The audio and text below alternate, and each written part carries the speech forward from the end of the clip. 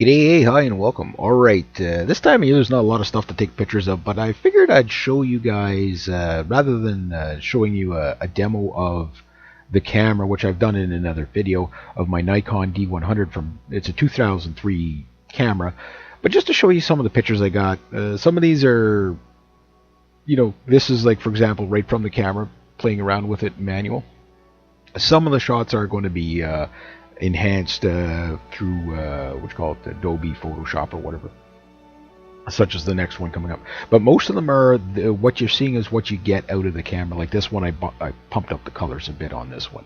Again, not a lot of subjects to take pictures of right now, but this is the natural camera right here. This one I think I doctored a little bit just to kind of play around with it. The next one is pretty much the natural camera. The camera itself is 6.1 megapixels on the max. You got JPEG, you've got RAW, you got three sizes of JPEGs and NFE RAW and TIFF.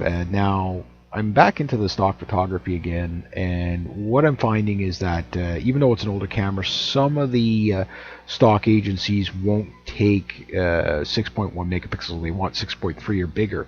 Some will take 3 megapixels, but like extremely large, that type of thing. This here is the slight, touch up on the photo. This is the natural. There you can see some grays and stuff like that. Again, not a lot to take pictures of this time of year, but I pulled in some other pictures from pretty much a decade ago.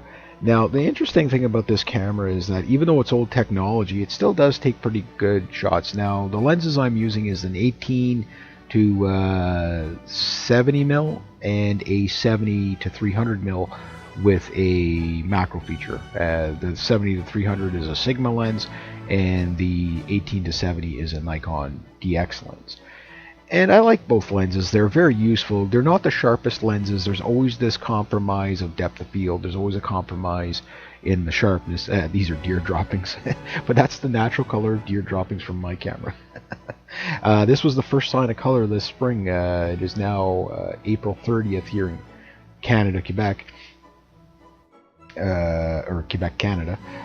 Sorry, the other way around. And this is the brightest thing I got to take pictures of. Everything else kind of still looks like this right now. I think I doctored that one up to make it look a little bit more punchy. Same with this next one. You can see some of the lines and stuff like that. I try to keep the vignetting at a minimum, like everybody. But yeah, this is right out of the camera. This is no doctoring. This is the colors you get. This was good light. The sun was at my back, so to speak. And the next one, the sun wasn't so good, but this one, I put some filters on it and stuff like that. It might come out a little dark in the video, but when you blow these things up, they kind of lighten out a bit too.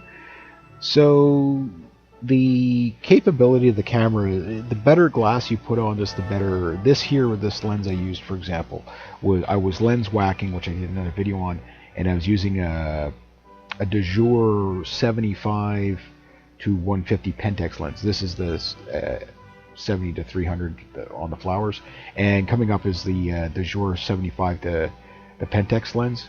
I got this shot on accident. I did doctor it up a bit to brighten it out, but yeah, she looked in the window just as I did that. Also, this was with the again, a lens from a different camera,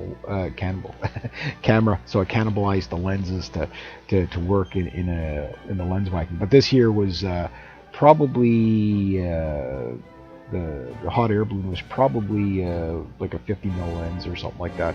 Or no, it would have been, sorry, my 70 to 300. This might have been I don't know what the lens this would have been, because these are older photos. This is an older photo. I cropped this one a bit, doctored it up. But next one is a raw image, or the natural image. That was done in manual, believe it or not. Not the aperture and the shutter, but the lens, I got them in manual. This here, again, the 70 to 300 with a macro feature. The Sigma lens isn't known as the sharpest lens. This was a 35 or a 50 millimeter lens that I used here. That was Canada Day on Parliament Hill. It actually came out quite well. So I thought I'd throw some of those in there too. So this was the capability. I've even taken shots of the moon, everything like that. this camera is a good camera for its time. Is it still relevant today? Well, if you're judging it just as a camera, not as a super camera, where you get like video and stuff like that, this camera doesn't have video. This is a camera, and for its time, it was the type of camera that just about caught up to film. It was just about as sharp, just about as clean in its shots. 6.1 megapixels was about as big as you could go when the Nikon D100 came out.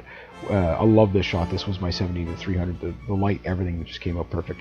It wasn't a harsh sunny day either. But the thing is that the camera in itself, it was just good enough to get big shots out of it, where you could get 6.1 megapixels. Basically, this camera will take pictures the size of a billboard in RAW. I forget, like it'd be like 20 feet by something if you were to blow it up to actual size. It's just massive, massive, massive. So you could actually do stuff with this, and it shoots about 3 frames a second. That said, the colors are good. You know, and you can always touch up things now. But the great thing about this old camera is if you can find one of them, you could still use it. For example, it does only have a single SD card, but you could use it as a backup camera if you're a professional and you need a second camera, but you don't want something too expensive, but something that if you had to rely on it, well, at least you could get this kind of image quality. And you know, even if you couldn't, at least it's good enough. So even if you do pump it up, like this next shot is, can you see the bird? Yeah. I mean, again, that's the natural camera. There's nothing, you know, like it wasn't pumped up. Same thing. I got lots of birds here. But the thing is, this camera would make an excellent backup camera, and you can find them. I've seen them as low as $17 back on eBay a while ago, and I don't know if that was a working camera or not. But even if you found one for $100 or $80 or something like that, it would be a hell of a steal.